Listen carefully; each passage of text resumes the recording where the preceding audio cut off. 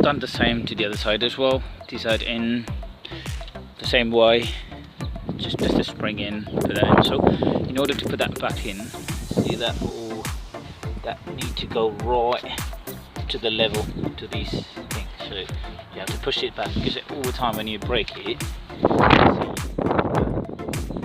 you've seen the new one. So because of as is one, this bit here, it's pushed in using the hydraulic. So to push it back in is not easy, but you have the tools in there which cost you about £8, but I don't bother. I use the one which is really does the job. I'll just spend about £7 on that, and then before I do that, I just tap that bit with a hammer, right? To, you know, if sometimes what it does is if it's come, that's what you have to change it well in before until it's get to the worst. So that's how you can push that one back in. Otherwise, if it's come too worst inside to the part too much, this bit here will stuck. It won't go inside. So you have to really work hard at it, because this is a metal part. Once it's come way too much in towards the part, it won't happy to go back. So it'll be a hard job. But now it should be easier. And then push it back in and insert it and then put the screws. I often use one of these. The reason why, the other tools which is specialized for that one, they will go inside here and it will just widen it. But these one help to push that one in. So if you put the tools here and then you just we just doing it, it's less pressure, especially when it's come way too much in. It's not going to be easy to push that back in. But this one is strong enough to push that back, and also you can hold this right at the back here. So see here. So as soon as you turn this one here, you can't do it fast. You have to do it, be gentle with that, otherwise you're not going to push that in. So I normally use one of these things. So that's long, isn't it? So we just make the job easy. So I'll use that and then push it right in, and I'll show you. Before I do that, what I do, take the oil fluid cap off. If you see, it's really low. Look, see, this is low. Because of that only, my brake is failed, because you have to keep a high on the oil level, otherwise the air will get into the system. Now once I've done this, how to fleet that to take all the air out and put the new oil in all this. But I'll put the oil in and I'll see how it goes. I mean, put the brake pad in and then I'll see, like, if necessary I'll top it up with the oil as well. Right, that's in. A few things you should notice when you place this one.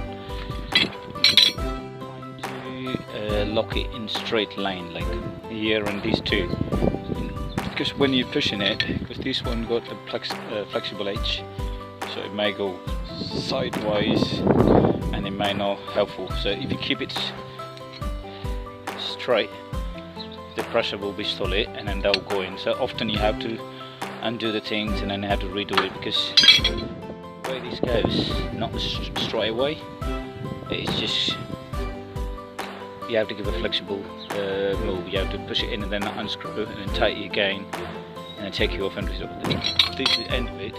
Don't worry about it, it will always broke, because that's not meant for this job. So I'll often use it, I'll break that up and I'll use one of them solid things, and then these useful long one, so you get more pressure. You see, that's beautifully going.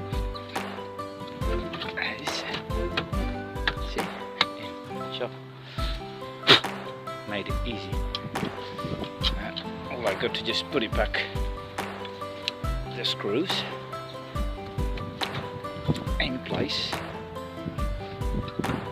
and put the screw back in, tight it, but don't tight it too much, and then put the wheels back, and then we do it in the other side and top the oil up. Chances are once you top the oil up, you may have to release the air leak, which can be done. Oh, here. It can be only done once you've done them both wheels, because you need two people to do that, because someone has to press the brake pad, and then the other one you have to undo this one. I don't know which tool is. I think it's 10 mil in here. See, I always make sure put the cap back in. Yeah, what will happen is when you press the brake pad, it'll push up the oil. So once it's continuously flow, then tight it, so there is no air in the system. You can do that while the wheel's on. You don't need to jack it up and take the wheels off. You can do it from the underneath. So I'm just showing you how to replace the brake pad. I'll do another video in comparing how I top the oil and then take the air leak off as well. Yes, I have tightened them both, but don't tighten it too much, because these not that stronger in taking, so you have to be very careful, especially on these bolt edges, especially when you're taking it off. Sometimes it's corroded and you eat the head, so you don't want to do that. You've got to be really gentle with them. So when you're taking it out and then taking it, put it back in. So I've done them two, so now wheel's going to, see, it's solid. Now wheel's going to go back in, and then I'm going to do it the other side the same. And once I've done that, the brake will be fine, and I'll do the bleeding. My English, sorry, I'm probably not fucking. Take that off. Just take all the air out and then tighten it back, and then there you go. But one thing though, keep the good tools, right? Proper tools. I don't pay for the garages, but I pay for the tools. Right, the money. See, I only spend £10 on this one for a whole lot, and then £7 for this. Rest of the tools I had it already. So talking £15, £18 to be exact, for the brake pad replacement. Rest of the money, say another £50 or whatever. That's the labour, but I'll spend it on the tools to buy proper tools. So that will help my future jobs and all this. So keep the good tools, don't buy for the dodgy ones. Then I want to do it. That's back in. So I'll tighten bolts, but you have to let it run for about at least another 10 miles, and then make sure tighten them back.